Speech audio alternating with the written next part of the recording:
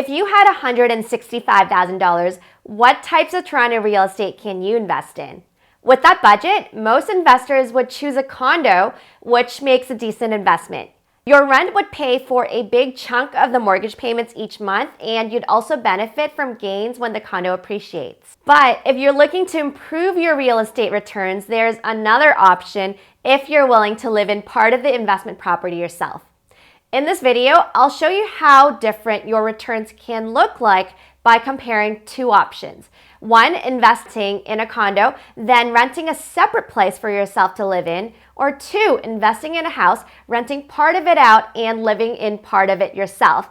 And in the real estate investing world, they would call this house hacking.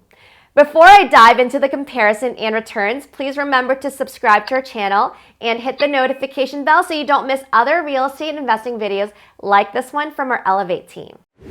Let's look at what makes up our capital investment, or how much we take out of pocket to invest with.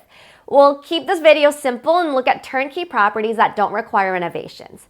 The first part of our capital goes into closing costs, which includes things like legal fees plus land transfer taxes, which is around 3.5% in Toronto, but varies depending on your property's value. The second part of the capital requirement is in the down payment. If it's purely an investment property, then you'll need a minimum of 20% as a down payment.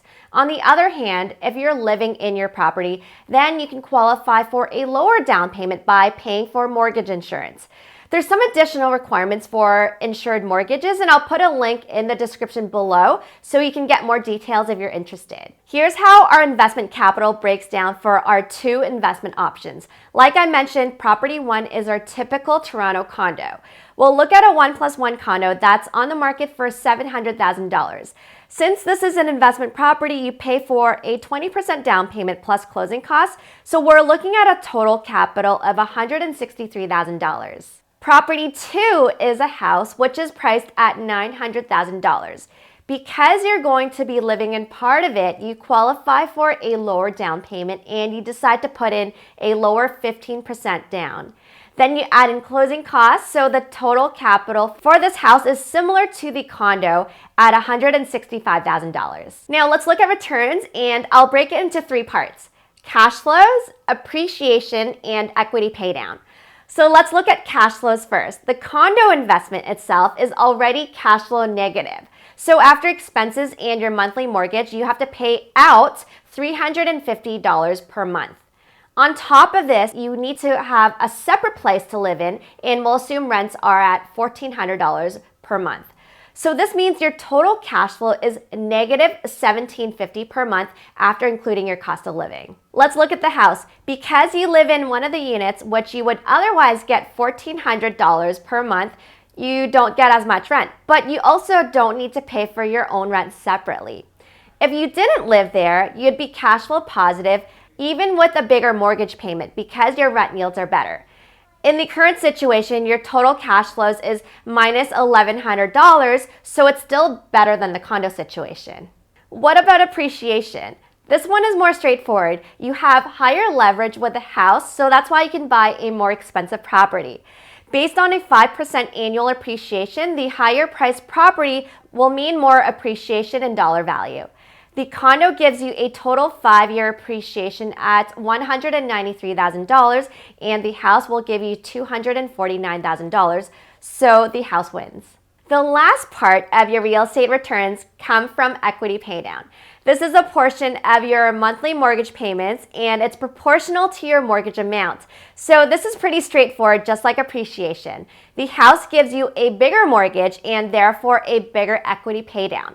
So the condo's total equity paydown is $76,000, and the house's equity paydown is higher at $104,000. Since the house beats the condo in all three parts of the total returns equation, house hacking generates the better returns. In 5 years' time, the house has total returns of $268,000 compared to the condo at $150,000. Now, I'll play the bad cop here and give you 5 things to think about before you jump into house hacking. Number 1, if you want to maintain a more private landlord-tenant relationship, then you might not want your tenant to know where you live.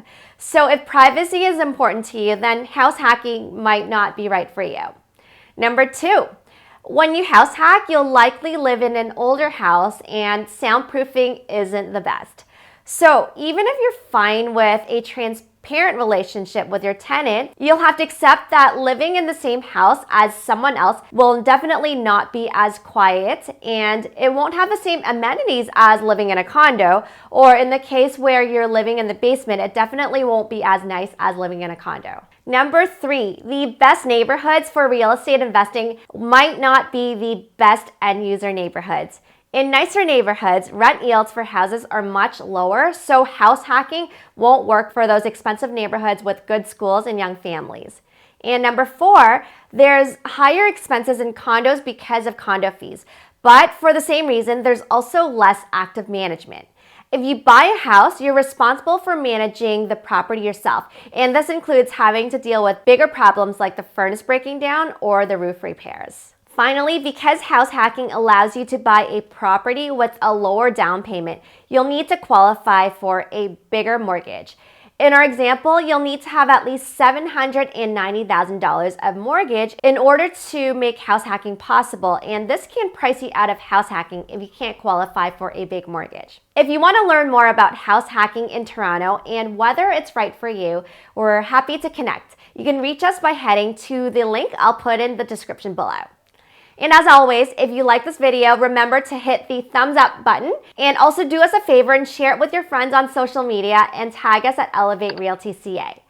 I wish you all the best in your real estate investing journey. Thanks so much for watching, and I'll see you in the next video.